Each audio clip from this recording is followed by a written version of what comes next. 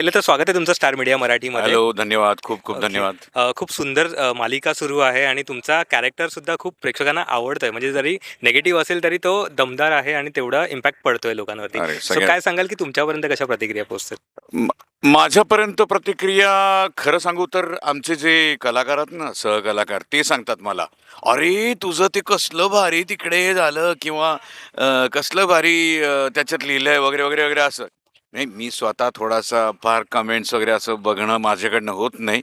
तर त्यांच्याकडून मला प्रतिक्रिया कळतात. त्यामुळे मला अजून छान वाटतं. म्हणजे ते स्वतः कलाकार असताना दुसऱ्या कलाकाराची कदर करणं, त्याच्याविषयी चार कौतुकाचे शब्द बोलणं, म्हणजे आपण म्हणजे निरोगी असलं तर करतो आपण, पण शक्यतो आपल्याला दिसत नाही. तसं आमच्याकडे होत नाही. आम्ही एकमेकांचं जिथं चांगलं तिथं कौतुक करतोच. त्यामुळे मला त्यांच्याकडनंच कळतात या गोष्टी. नक्कीच. दादा, वेगवेगळ्या मालिका तुम्ही केल्यात, निगेटिव्ह कॅरेक्टरसुद्धा केलेले आहेत. पण ह्याच्यामध्ये खूप वेगळं आहे आणि गेटअपपासून सगळंच वेगळं आहे. जेव्हा तुमच्यापर्यंत ही पहिली मालिका आली, तेव्हा तुम्हाला असं सांगण्यात आलं होतं का, की गेटअप असं असणार आहे किंवा काय? आणि त्याच्यानंतर तुमची पहिली प्रतिक्रिया काय? मला नव्हतं सांगितलं गेटअप असं असेल म्हणून. मी जेव्हा इथे आलो होतो ऑडिशनसाठी म्हणा किंवा आता लूक टेस्टसाठी, ऑडिशन नाही म्हणू शकत, लूक टेस्टसाठी. तेव्हा मला ते असं सगळं घालण्यात आलं होतं. तेव्हा मला पहिल्यांदा कळलं, आई शपथ! म्हटलं केवढं हे असंच झालं तेव्हा. प्रतिक्रिया म्हणजे हीच होती, "अरे बापरे! केवढं आहे, म्हणजे हे करायचं झालं तर यालाच 1 तास जाणार किंवा पावणे 1 तास जाणार." हे डोक्यात आलं होतं. आणि याच्या पूर्वीच्या ह्याच्यात मी वेगवेगळ्या प्रकारे गेटअप्स केलेले आहेत. बरेच गेटअप्स केलेले आहेत. म्हणजे संगीत सरांचीच एक मालिका होती, तू माझा संगाती. तेव्हा टक्कल होतं, जे जवळपास 3-3.5 वर्ष, 4 वर्ष मी कॅरी केलं होतं. दाढीचंही केलं होतं. त्यामुळे मला एकदम असं हे नव्हतं की काय म्हणू आपण त्याला, बोजड या गोष्टी नव्हत्या माझ्यासाठी. माझ्यासाठी फक्त एवढं एकच होतं की हे सगळं जे आहे, त्याच्यात मी कुठे दिसतोय हेच मला दिसेना, हे सुरुवातीला झालं होतं थोडंसं.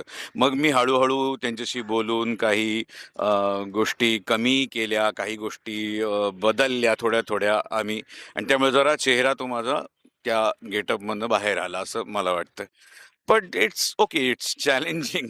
आहे, मजा आली. नक्कीच येतं. मला हे का विचारावसं वाटलं, कारण सीरियल म्हटलं की बराच टाईम शूट असतो आणि त्याच्यानंतर रेडी व्हायलाही बरंच टाईम लागतं. कारण आताही आपण इंटरव्ह्यू करतो तेव्हा तुमचं तयार हो, होणं सुरूच चालूच आहे. आहे. Yes, yes, so yes. किती टाईम लागतो आणि आता त्याच्यात टाईममध्ये कमी झालंय का? सुरुवातीला म्हणजे मेकअप आर्टिस्ट काय किंवा ही सगळी लोकं काय यांना ना सगळं तयार करायला त्यांनाही रिहर्सल लागली. त्यामुळे जवळपास पहिले नागोजी तयार व्हायचं तर नागोजीला 1.5 तास लागायचा. 1.5 तास, अक्षरशः 1.5 तास लागायचा. त्याच्यामुळे मग बाकीच्यांच्या क्लोजनी सुरुवात करायची. अजूनही बाकीच्यांच्या क्लोजनी सुरुवात वगैरे करतो आम्ही. पण हळू त्यांनाही प्रॅक्टिस झाली, मलाही प्रॅक्टिस झाली. आम्ही काही टॅक्स शोधून काढल्या, की अरे एवढा गम लावायची गरज नाही किंवा इथल्या काही गोष्टी बदलल्या. इथे का आधी हे होतं, विग होता. मग ते नॅचरल केसच वापरू आपण, कशाला विग पाहिजे. असं करून आम्ही काही-काही गोष्टी कमी केल्या. त्यामुळे आता साधारण विथ कॉस्ट्यूम, विथ हे सगळं एक 50 ते 55 मिनिटात होतं तरी, तयार होतं. बरं, कलाकार म्हटलं की प्रत्येक वेळी वेगवेगळा गेटअप असतो, वेगवेगळा लूक असतो. त्याच्यातलं प्रत्येक वेळेला कोणाला म्हणजे आपल्याला काही ना काहीतरी आवडत असतं. या गेटअपमधलं तुम्हाला आवडलेलं एखादं असं काही? ह्या गेटअपमधला मला नाग आवडला. तो फारच भारी त्यांनी केला आणि तो जेव्हा तो तयार करत होता, तेव्हा पहिल्यांदा तयार चित्र काढायला लागतं. तर सूर्य आमचा जो सूर्य आहे, तो आर्टिस्ट आहे स्वतः. त्यांनी आणि संदेश जो त्यांचा मेन म्हणू आपण. तर त्यांनी तो नाग केला आणि जेव्हा ते केलं, तर ते सगळी मी प्रोसेस बघत होतो. तर मला नाग या टोटल ह्याच्यातला सर्वात जास्त आवडला आणि दुसरी गोष्ट मी खेळवायला बघतो ती ही माळ, ही गेटअपमधली म्हणजे मेकअपच्या गेटअपमधली नाही, इन जनरल टोटल गेटअपमधली. याला एक अशी कवटी आहे, या कवट्या आहेत सगळ्या. हे सगळं सगळंच छान आहे. पण ह्या बेसिकली 2-3 गोष्टी ज्या मला जास्त काय धरून ठेवायच्या वाटतात आणि खेळता येतात त्यांच्याबरोबर. अशा आहेत काही-काही गोष्टी. बरं, तुम्ही आणि मनोरमा मिळून सकूला प्रत्येक वेळी काही ना काहीतरी म्हणजे तिला त्रास देण्याचा सगळं सुरू असतो. पण बिहाइंड कॅमेरा, कारण आता ते पडद्यावरती रंगवायचंच आहे. पण बिहाइंड कॅमेरा तुमचं बॉन्डिंग कसं आहे काय असं? बिहाइंड कॅमेरा मनोरमा, सखू आणि मी असं म्हणजे कोणीही म्हणा, या सीरियलमधली कुठलीही 4 नावं घ्या, तर सगळेच खूप निरोगी आणि खूप छान आहेत. माझं बॉन्डिंग सगळ्यांशीच चांगलं आहे. सखुशी तर मला सुरुवातीला जरा कळत नव्हतं. म्हणजे मीच तिला खूप ओरडत होतो, "हे काय फालतूपणा चालतंय." म्हणजे असं आपण म्हणतो ना लहान मुलं, शूटच्या वेळी शूट कर" वगैरे असं मी ओरडतो. कारण माझं थोडंसं असं जाते तिडक-बिडक.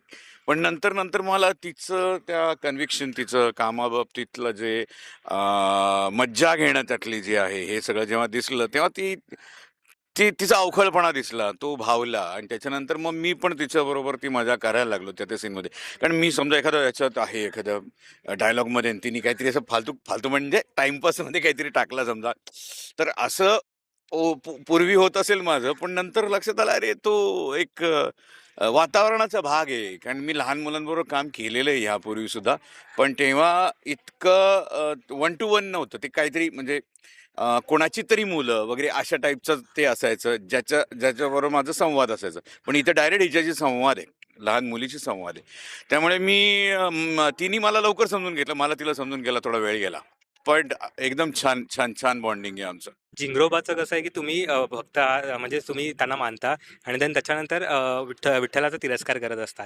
सो रिअल लाईफमध्ये प्रेक्षक वेगवेगळे म्हणजे कमेंट तर देतच असतात. पण तुम्ही किती विठ्ठलाला मानता रिअल लाईफमध्ये? मी खऱ्या आयुष्यामध्ये विठ्ठलाच्या सीरियल्स जवळपास 3 ते 4 केल्यात.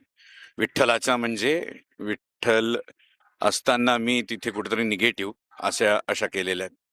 आणि देव म्हणून विठ्ठल हा वेगळाच आहे असं मी मानतो.